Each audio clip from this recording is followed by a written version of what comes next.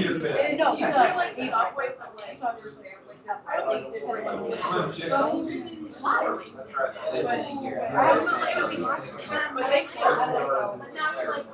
but they still put on like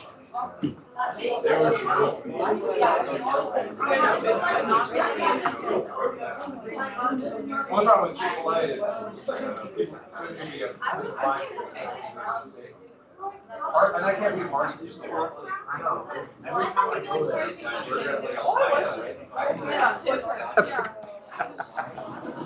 all right, really? Oh God, that's funny.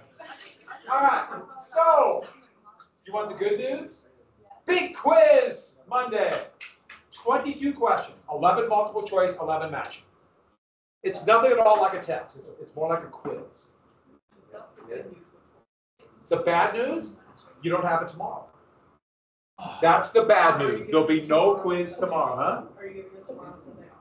I'm giving, well, so to speak. Anybody want a yellow or green piece of paper before we start? Which color? I'm colorblind, so I don't know what's in. Huh? They look the same to me. I'll take the yellow one. That was cruel. No, it looks yellow to me. But you got Actually, that's my, I have one nephew. It's colorblind. I'm actually a little colorblind. I have a nephew who's colorblind. What? I have one of my nephews is colorblind. Not you, no. Michael, remember Michael? Yeah, I don't Yeah, he's gone camping. Anybody want a yellow piece of paper? No, you got one. All right, next period. All right, where did we quit? Did we get to Carrie Nation? work ethic. Oh, did we get Protestant work ethic? Oh, good. Yeah, or more resistant. Okay, my nose isn't quite that big. I never had a mustache like that. Back 1976. Yeah, you should. Huh? Wait, throw what? Oh, that mustache? Wait, I'll give you a Kit Kat. I've never had a mustache. Wait. I had a beard once. Wait, that wasn't you? Huh? There's no No, it's someone who looks kind of vaguely like me. There's a picture somewhere of me in a green Rocky Mountain College uniform like that with really long hair. You should show We're not gonna bring that one. I had hair down to my shoulder pads. You should show the partner's history. That's kind of. So we got to this? Yeah. Did we get to this? Okay, urbanization. Urbanization. See, people start moving to cities with the Industrial Revolution. Oh, I didn't tell you. You guys did really well in the essay. I'll get it hopefully Monday. I forgot to say what day. Hopefully, I don't know how much I'll be able to grade this weekend, but I'm really pleased with it. It's just little things. So those kind of basic things you can, the little you guys got. So you guys are in really good shape. And yeah, good job. I'm going to take all the credit for what you did. No, really, nice job, everybody. So urbanization. So look at 1820. There's a few cities. There's really only one city of any size in the South. Chicago, there's nothing there except like a little tiny pier and a few hovels on Lake Michigan. New York, the biggest city. Look by 1860. There's massive overcrowding in these cities. What happens to rents if there's overcrowding? Yeah, dramatically. Gee, have you been to a big city in the United States recently? Rents are outrageously high for the same reason, overcrowding. And then those who have homes will try to, break the law so there's not new homes built. And Philadelphia, New York, and Brooklyn was a separate city back then. Now it's part of New York City. And that was a massive city. But it's almost all in the north. Chicago now is a big city, and it's going to grow by 100%. Not 100%, 1,000% in the next 40 years. Only one city of any size in the South, and that's North. So there were three boroughs, Brooklyn, Bronx, and Manhattan. And Manhattan was New York City. And so 1880s, early 1880s, they unified, and then they added Queens, Staten Island. Yeah, so to a massive New York. And you can see this, just the urban population, the darker colors, and it's in the north. Now, we live in Montana, and technically we have one urban area. If you ask your real definition, what's the only urban area? The big city. The big city. Missoula is close. And Bozeman is growing like, Bozeman's, I remember Bozeman, we used to call it Moo U because it was kind of a cow town in MSU. It's totally different now. So, changing occupation too because of the Industrial Revolution. More involved in manufacturing, but also commercial, the trade, and finance. And much of this change was in the north. Look at agricultural. 80% of workers made their sole earning on agriculture. Look what it is by the Civil War, just barely over 50%. And almost all of these positions, service, so, that's the growing, you have big cities, you're going to have more taverns, more restaurants, etc. Manufacturing, all urban. And by the end of the century, it'll be in the minority are farmers. And today, have I told you that? What is the percentage of Americans who make their sole earning on agriculture? It's about 0.5%. Montana, it's only about 2%. In Montana, you would think of this agricultural state, but most families do not make their sole earning from farming. And another big effect would be this new wave of immigration. New wave of immigration. So the old immigration were mostly from Great Britain, who spoke English and relatively similar culturally to those citizens of the US. There's going to be a big wave, and the first big area is what is now Germany. Southern Germany was not Germany then, it's like Bavaria. And they came in partially because of industrialization, and these were farmers and laborers who either were unemployed in the new industrialization that was sweeping across much of Western Germany, what is now Western Germany, at that time, or were farmers being driven off the land. And these were desperate people. I should also add there was a slight little food shortage at this time that was affecting the entire world. So look at all these immigrants that are what is now from Germany. And think about it, different language, different culture, different diet. And so this will be a radical change. And they all, what were these new German immigrants called, by the way? Well, what is German in German? Deutsch. So they're a bunch of damn Dutchmen. That's what they call them, which I know makes no sense because they're actually Dutch from the Netherlands.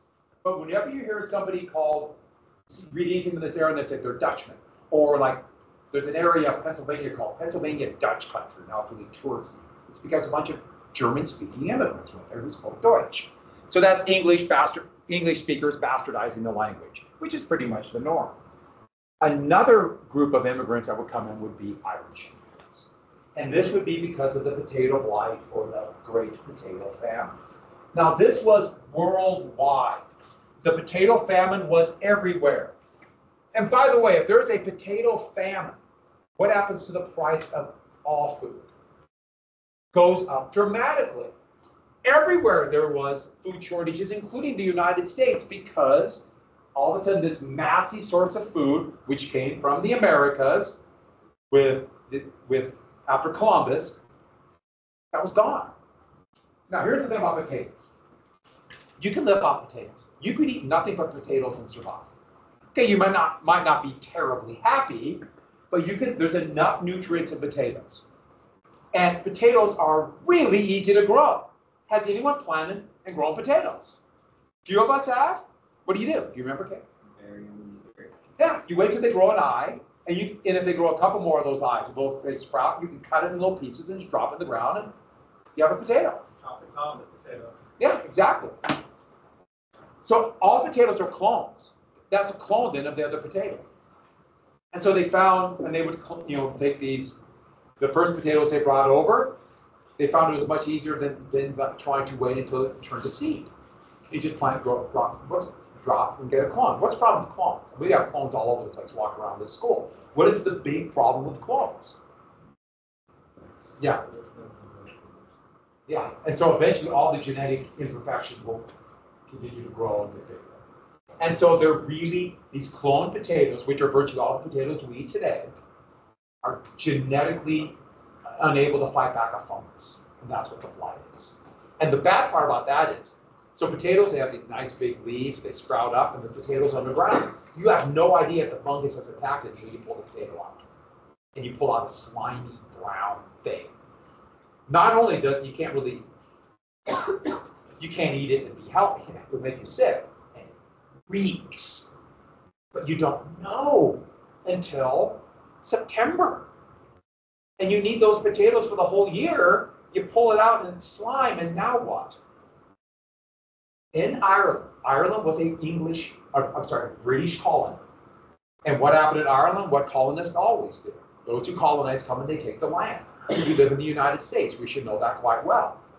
They took the land from the Irish people. English took the land from the Irish. They planted wheat, rye, maize, and sent it back to England, sent it back to Britain, I'm sorry. But potatoes could grow wherever there's a little patch of dirt. Little patch of dirt, grow potatoes. That's just kind of remarkable what happens in the blight. Most of the native Irish, they needed the potatoes to survive. Overnight, 1843 starvation. And what did the English do, the British do with that food that they were growing? They're still growing a lot of wheat. What did they do?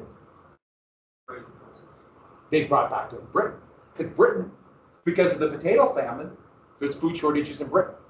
And so they're growing food. Irish workers are working the crop, and yet they would be severely punished and or arrested, imprisoned, or executed for stealing a little bit of the food that's grown in Ireland, and they starve. If you want to know why, to this day, people in Ireland hate the British. This is a big reason why. So what do you do if you're starving? Here is a picture of hoping. This is a really sad one. Hoping these aren't swine. Starving people, begging the English gentleman for a little bit of money. And of course they didn't do it. And what did the English do, or what did the British do when the Irish started protesting this? Sent in British troops and crushed them. It's no coincidence that this is the time, 1848, there's going to be revolutions all over the world. So the Europe revolutions because food prices. The United States was kind of saved by this for various reasons. It's going to be all over Europe. It's going to be in the Middle East. China, this will lead to a civil war called the Taiping Rebellion. That's going to last 15 years and kill 60 million people. Food shortages. Think how people freaked out in the United States when food prices went up by 10% in 2021. People are still talking about that today. How high food prices are, even though they haven't really gone up in a year and a half. Just imagine food prices double, how people freak out. So, what happened is they left. Hundreds of thousands went to Britain, went to Liverpool, for example, or they went to the United States. The darker the color is, the greater the percentage of population loss. Either died in this horrible famine or fled.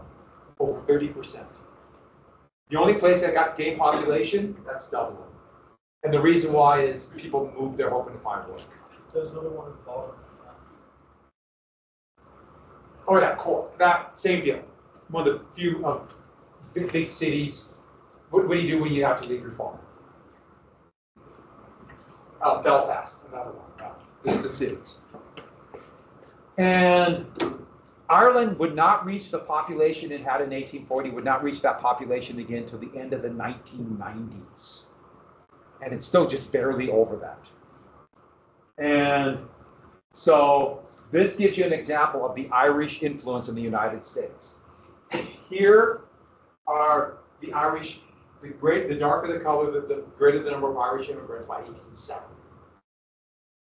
Wow, New York, Philadelphia, Boston, Chicago. And this was done a decade ago. Montana still had one congressional district, but the effect doesn't change. Over 10% of people in Montana have some kind of Irish ancestry to this day. What city would many Irish immigrants go to? Butte for the jobs in the mine. So when I was in Dublin taking a walking tour, the Easter Rebellion walking tour of 1916, great walking tour. God, it was fun. But talking to the tour guide, we're walking along. He was good, knew his stuff. It was fun. But he, said, where are you from? And I said Montana, and he's like, oh, Montana, Butte. Yeah, all know about Butte. They all know about Butte. And I'll come back to this. There is a strong connection between 1848 Ireland and Helena. I'll get back to that. Also, he said, and then he said Butte, and then same thing happened to me in Chicago and Boston and Irish places. But it happened all over Ireland. People are like, oh, Montana, Butte. I just thought that was really funny. So, we'll come back to the Irish ancestry. But you have all these different immigrants. Now think about Irish. English speakers, some not English speakers, but they have different customs, different culture, different diet, and then they fled, and they're dirt poor. Those who could afford to make it over showed up with nothing, worked their tail off, but came up with nothing. Just at a time when the Industrial Revolution and more people are relying upon wages. And they need these wages to survive, and also this new influx of immigrants come in who are looking for the same kind of jobs that the now urban poor or migrants from farms going into cities in the United States. There's going to be a direct connection between this wave of immigration and the growth of nativists. So another effect of the Industrial Revolution are nativists. We have nativists today. It's every time this happens, but think about this with wage work. But the big rallying cry, this is anti-immigrant feeling. The big rallying cry is this. Are they real Americans? And they say no. And by the way, what is a real American? Remember, before the Battle of Tippecanoe, who were Americans? Who were American Indians? The woodland tribes. They were the Americans. And now 30 years later, they're saying these people living in cities, citizens of the United States, were immigrants, were Americans, and they were all immigrants. And this is going to be an issue to this very day. They're not real Americans. They have different culture. They have different ideas. And one of the things that would trade is, remember I talked about the anti-Catholic bias already? Irish whiskey, so they're a bunch of drunkards, or German drank a different style of beer than the English did, lager beer. And here's the other big issue. They're going to vote. The Democratic Party is bringing in these immigrants, these Irish and German immigrants, so they can vote. Gee, I wonder if that's ever been used in the future. The same arguments against immigration will cycle again and again and again to right at this moment. Once again, this is another example where people say, it's never been like today. What a bet. The same kind of stuff that was happening today about immigrants, mostly from Latin America today, were said about German and Irish immigrants. And they're not real Americans. They're not really white. That's what they would say. Which, of course, what? So, the other thing, of course, is jobs and anti-Catholic bias. But here's it from Galway, a town in Northern Ireland, northwestern Ireland, really cool place. And they're bringing all their poor. They're a bunch of criminals coming in from Ireland. The worst from Ireland, and they dump them into the United States. Bunch of criminal, drunken Irishmen who come in and ravage our countryside. Once again, same kind of stuff was said. The same kind of stuff is said today. That's why I'm repeating this fact. History echoes. The same stuff happens again and again and again. You guys, if you went on to YouTube, you saw ads talking about criminal immigrants. Same arguments. And I have no idea why the ends are backwards. But this is Native Americans, beware of foreign influence. I don't know why, but that's 1850. Don't know why. Let's go with it.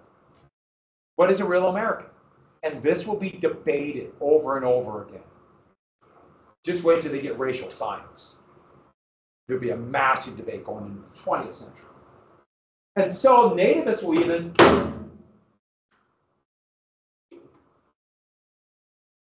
form their own political party. Here's an attack on Irish, and notice how they draw them almost like a beast. This could be a pretty common caricature of Irish Catholic on Rum. implying we're letting these people run us, vote. And here, protecting us from the new immigrants. And look how they draw these alligators. Do you see it? Do you see? Look at the snouts of the alligators. Do you see it? Anybody know what they're referring to there? Who wears it? Yeah, Pontiff Maximus. Yep. Yeah, that's supposed to represent Catholicism. So that's the Pope. Anti-Catholic bias. And so, here's another good cartoon. And this is an immigrant coming ashore, and here are people now, nativists, stopping them. And you notice they are well dressed for the era. But what does it show? Their shadows. What were they at one time?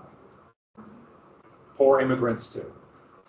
And so they're going to, what as a poor immigrant came to the United States, and now I'm going to pull up the drawbridge and you can't come in. So they would form their own political party called the American or Know Nothing Party. I was playing the Know Nothing Party down the road, and they almost became the second party.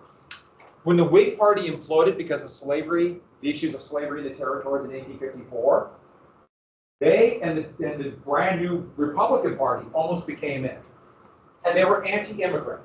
Now, is this more a conservative idea or what's going to be liberal down the road? It's more conservative.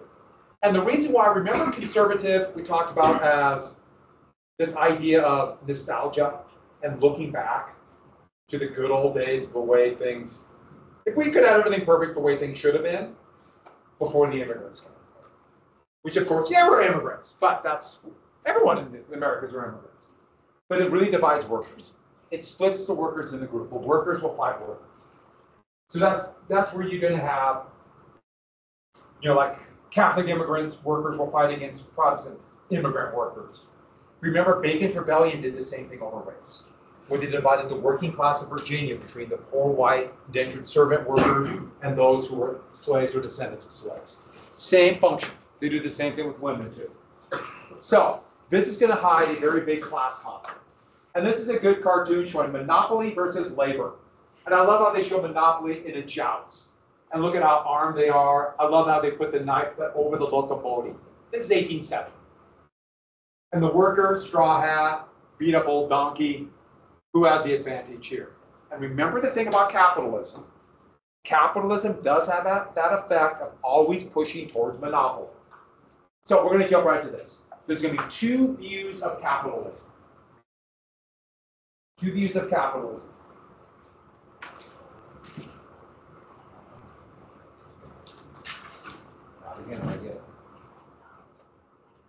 Two more views. The views are this. There are people who feel left out.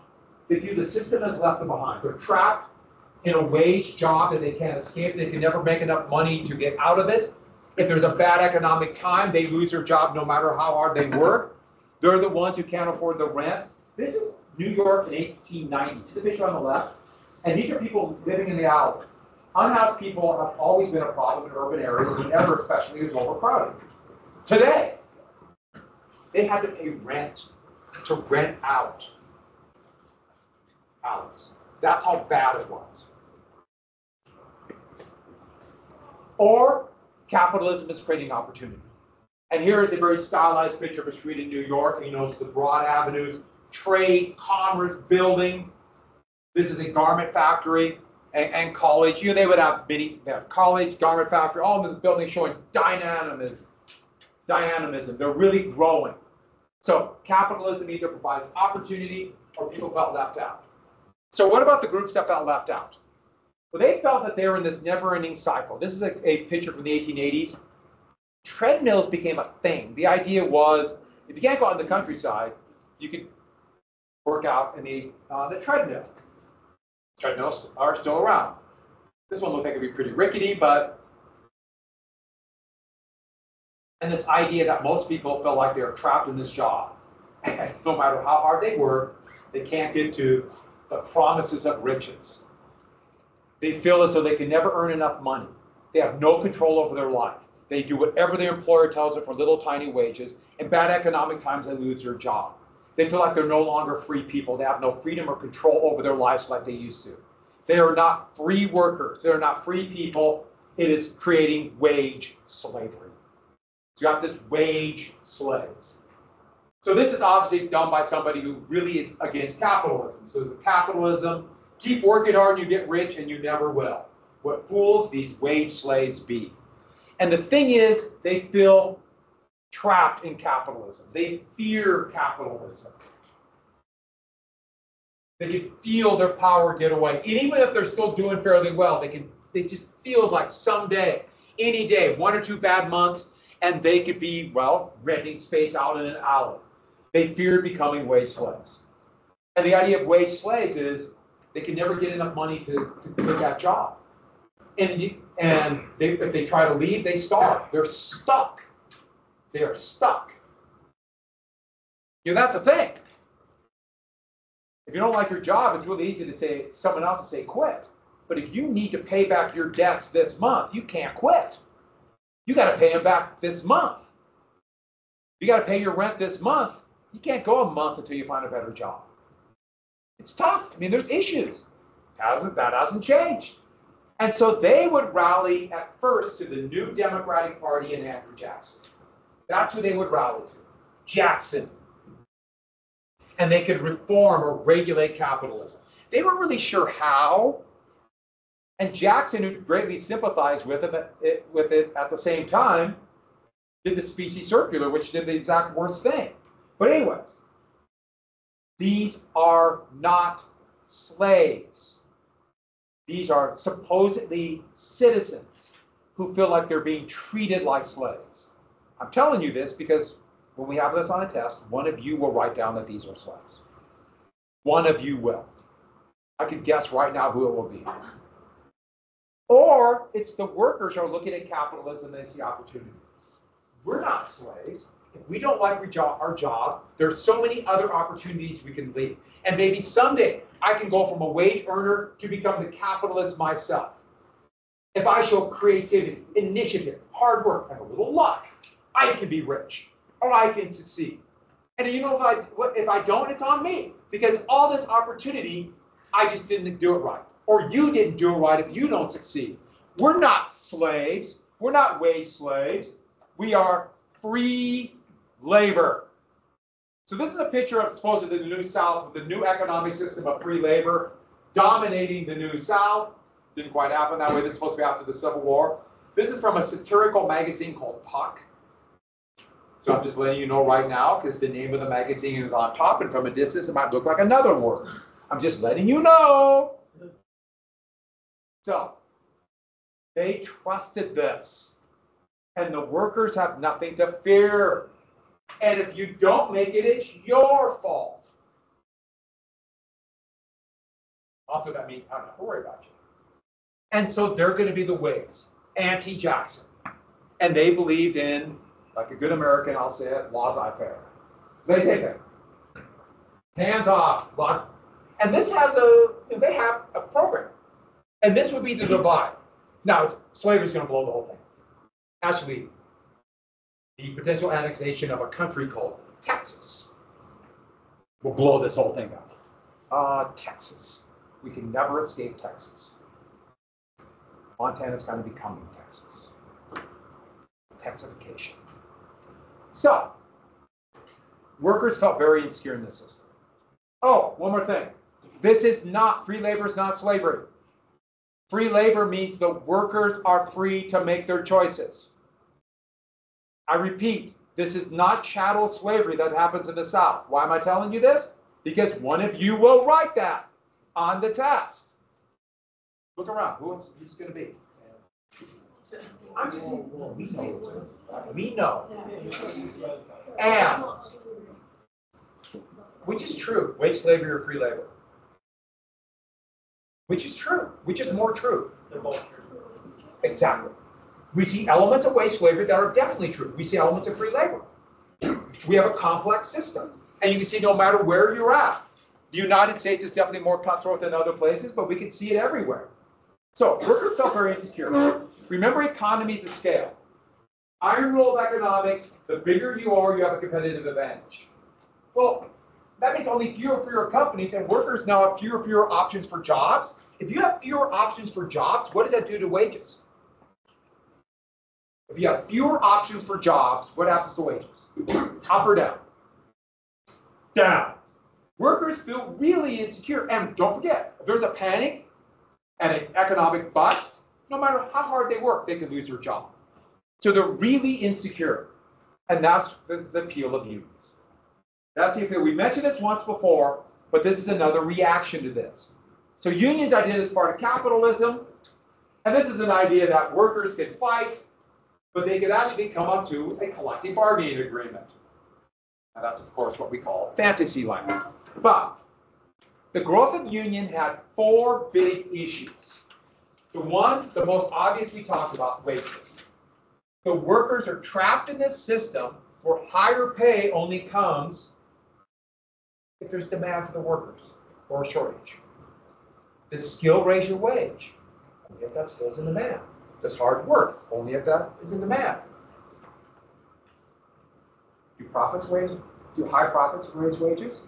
No. Has no direct effect. This is really hard on workers. Oh, you will find out. That is the system we have now. And working conditions, they're shockingly dangerous. But that's a cost. And remember, employers are always trying to cut costs. Job insecurity, too. Anytime you could potentially lose your job. You can be fired, put in worse positions, or bad economic times, lose your job no matter how hard you work. I keep saying that because that's the hardest one to deal with. You could be working and producing more than ever before, but if no one's buying, or working and producing more than ever before, but if somebody found a cheaper way to make it in the machine or make it in Bangladesh, you lose your job. So that's what makes it hard. And then one more thing. This idea that the capital, the machines are more important than people, and they control your life. And workers want control over your life, at least feel like you're in control. You can really see politicians in this day play on people's fear over insecurity and lack of control. They want control. And one thing about being in a labor union, I am in a union, we have certain rules that give us at least a few measures of control over our life. Like, for example, at lunch, I don't have to work. That's my lunch. Now, every once in a while, we can do something, and I know teachers do this. They come in and make up a sense because it's just easier for all of us. They don't have to. Lunch starts. I have lunch, but we also know the caveat to that. How long is lunch? So I have a few minutes where I don't have to work, and then right back to work. And yeah, and I don't, and I teach 6 straight classes, so that's my only break. That's a little, it's kind of hard. Now I'm winding. It's harder than I thought it was. Don't you feel bad for me? Yeah, You feel bad? You don't feel, that's not sincere at all. All right, next. But that's just an example. And that's why collective bargaining. We talked about this before, but the workers come together. And that's economies of scale. One worker, no power. Lots of workers, more power. And there's a court case in Massachusetts called Commonwealth versus Hunt.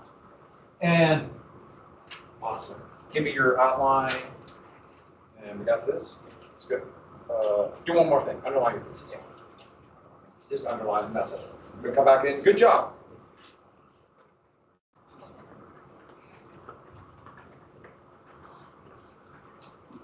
I'm very pleased with the essays. I'm not kidding. It makes it so much easier then. So you guys are ready. You guys are in good shape. I don't think you have that skill set.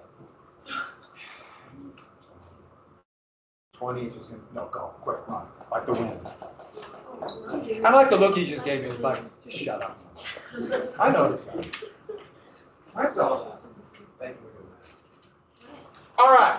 So, Commonwealth versus Hunt. Businesses tried to stop the first, remember the low girls, their unions? We mentioned that before. They tried to stop their unions by saying it's called a restraint of trade. So what they're doing is these unions are destroying the free market, which is kind of humorous, but that's the court case they used. And the Massachusetts Supreme Court said unions aren't doing that. So unions aren't technically unconstitutional in Massachusetts. Now, I know what you're thinking. That's Massachusetts. But remember, that's where the Industrial Revolution really began. And so that set the precedent across the United States, that unions aren't automatically illegal. It's a key word, automatically. How do employers feel about labor unions? Despise them. There's nothing they hate more, because unions raise wages. Union workers get paid more. Period. Just get paid more. That does kind of manipulate the labor market. Remember, labor market is supply and demand, so unions will negotiate a little bit higher pay, manipulating the market. If there's a lot of unions, it raises all pay, even for workers who aren't in the union. So companies will fight union. Like Walmart has literally shut down entire stores and bulldozed them to stop a labor union. Starbucks, yeah. Amazon is insane against labor unions. President Biden was probably the most pro-labor president since Lyndon Johnson. Donald Trump is probably the most anti-labor union president we've ever had. So that's where we're at right now. But that's what the people want. So, early union movement. And local focus was an attempt at a workers' party. There's never been a labor party. There's never been one. Every country who has multiple parties has had kind of a workers' party, even though those have kind of dissolved. Like the Social Democratic Party across much of Europe. There was an actual labor party in Britain. That was going to be a workers' party. The problem is the United States has winner take all. Winner take all, remember, third parties? And so they would be absorbed into which party? The Democrats or the Whigs? Yeah, the Democrats. The Democrats are the closest there's ever been in the US to a labor party. 1840s, but then the biggie, 1930s to the 1970s. That's the closest it's ever been. They're probably more pro-labor than, they're more pro-labor than the Republicans, but they're still pretty much controlled by employers. And the problem with the unions, they didn't know what they wanted. What do you want? The big issue is this: are we going to fight the wage system and fight capitalism? Are we going to fight this, which is a pretty big fight? Or are we going to only fight for higher wages? Accept capitalism. Do you see the problem there? So unions for the next 100 years, all across the world, when the Industrial Revolution began, the union started. It was this fight. Are we going to have, we want to get rid of this wage system and have something else. And what? That's never clear. Or just accept it and fight for higher wages. Most places would eventually, we accept it, we just want a little bigger piece of the pie. And part of the reason was, we mentioned this before, the new socialist movement is starting. Socialism is an element of, I can, won't. I will, for you. Well, I'm missing something here. Socialism started from the utopian movements before, socialized. Socialism would be the idea of everyone is relatively equal, share alike. And this goes back very long ways. But capitalism would turn it into a political and economic. And remember, politics and economics are intertwined because of governments make the rules. By the way, have we done this before? Can you do this? Can you do this? Let's try it. Come on. Let's try it. There we go. Can anyone not do this? Can anyone right here? This, and then just go right here. Close. About 70% of the population can do this. Can you roll your tongue? Can you do this? Can anyone wiggle their ears? I can't. That's creepy. Okay. That'd be another one. We got to work on the shark. We got to work on this, right? Huh?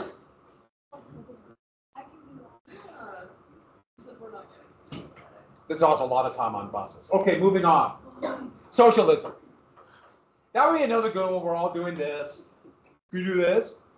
And someone walked by and wondered what we're doing here in the honors class. Okay, so socialism. And the main goal of socialism is a classless society.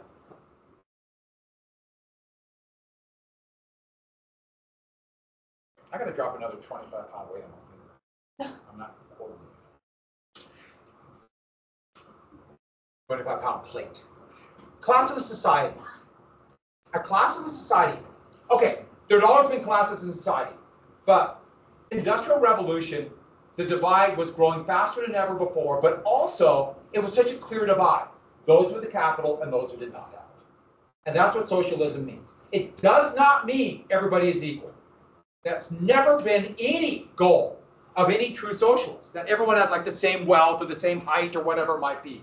That's never been it. The whole goal is to alleviate the gap between the upper and lower class. The idea would be there would be basically no difference. So one big class or as close as you can get to that. Now, how do you achieve that? Yeah, I think we could argue about that. If you agree, if you want that. Or find a good way to argue against it. But remember, capital is the means of production. So what they say is the workers control the means of production. But once again, what does that mean? Really strong labor unions to negotiate good deals to control the capital? Or does it literally mean kill all the capitalists and take their stuff?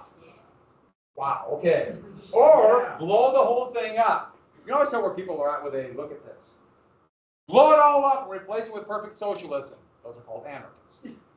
Or will the government take it over for the people? And I'm not making no value judgment, but you see the problem that socialists have right away. Which is which? Now, we're just introducing them. We have to come back to them. Boy, will we have to in the 20th century. But Karl Marx in 1848, he along with Frederick Engels would write the Communist Manifesto. And this laid out much of the ideological foundation. Actually, the first half is pretty darn good economics. The second half is a lot of fantasy. You know, blow up the system in the perfect world, perfect democracy will come out. Usually after you blow something up, you don't get perfection. Usually bad stuff happens if you blow everything up. If we blow it up enough times, we'll fire an error. What? Well, what? If we blow something up enough times, we'll fire an error. Well, if we blow things enough time, we won't be there to find out. Yeah, that's the problem with that. Well, they're going to be very divided. It's no coincidence. The year of revolutions would be the year of the Communist Manifesto. But Marx was a very solid, the term really wasn't quite used yet, economist. He was really a pretty darn good one. But its prescription, like a lot of prescriptions, is a lot of, like often perfection happens. Well, that's the Industrial Revolution. And the Industrial Revolution would allow for this, too. While the rest of the world is going through revolution and food famine, the United States, while the expansion with this new revolution, also had places to play. And the expansion westward would alleviate some of the issues that the United States could have had. Britain had a similar thing with its growth of empire, and those darn Methodists kept revolution away. But we're going to a new heading, Manifest Destiny, to make our nation continental. New heading, big star, Manifest Destiny. It is our destiny to make this a world, a country, sea to shining sea. Yes. Yeah. Is this the name? Yes. Oh, wait, I forgot. It's not the name of the full unit. What? Don't glare at me. Put in your margin, it looks better that way. Partridge. Here's it. What? I'm sorry, I jumped ahead of myself. Here, I'll give you 3 points extra credit in your math class, okay? Who's your math teacher? Clinch. Go tell him. You get 3 points extra credit. Any test you want. So, the new heading, this would also be the beginnings of the road to war. Road to civil war. Oh, so should we just write? Yeah. Road to civil war. So This is the beginning of the war. Ironically, would be this expansion westward. It's very nationalistic. It's our continent, people. It's ours. This is a great painting called Westward We Go. No. Let me do one more thing. This is the expansion westward. And here's the civilized east and moving west. It's a very famous painting. It's a huge one. It's a cool painting. But what do you notice about the shade? Yeah. Darker, more unknown. Darker because it's uncivilized. Shade is going to become in the 19th century really important to say uncivilized. Dark, light. Europeans will soon call Africa the dark continent, which is horrifically prejudiced and racist, but at the same time, it says that we are superior. Wait, did you see it though? What is she carrying? That's Lady Columbia. What is she carrying? Telegraph line. And you notice technology's coming, and the American Indians, they leave. I really can't remember. I try not to look at, yeah, sorry. But I'm starting to know everyone's handwriting. Yours, for example, I can read very clearly. You have very good handwriting. Everyone's handwriting is pretty good. I have nobody in this class whose handwriting I can't read. I don't know why. When I write really fast, it's not that good, but.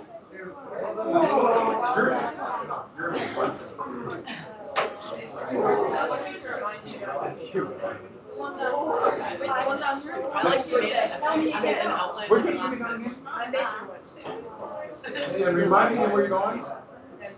Yeah, you're going to the concert. You're going to Billy Eilish. You know, I in my head, I was just talking to Mr. Phillips about we couldn't go to see it. No lurking by the door. And I knew it wasn't Billy Eilish, and I knew it was close. Even though I like him to do that. You like it? Really? So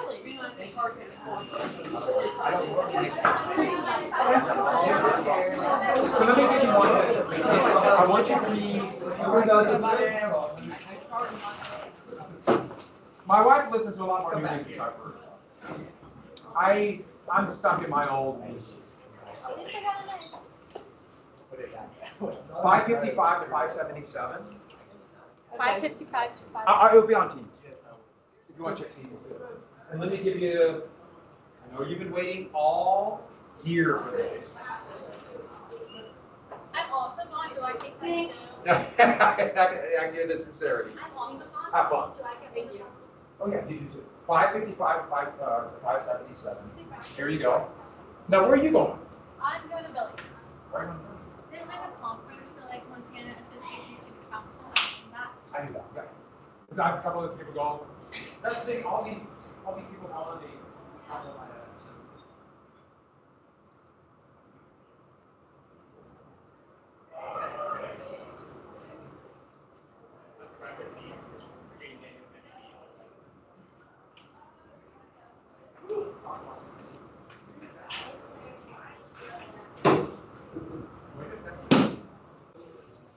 No thanks.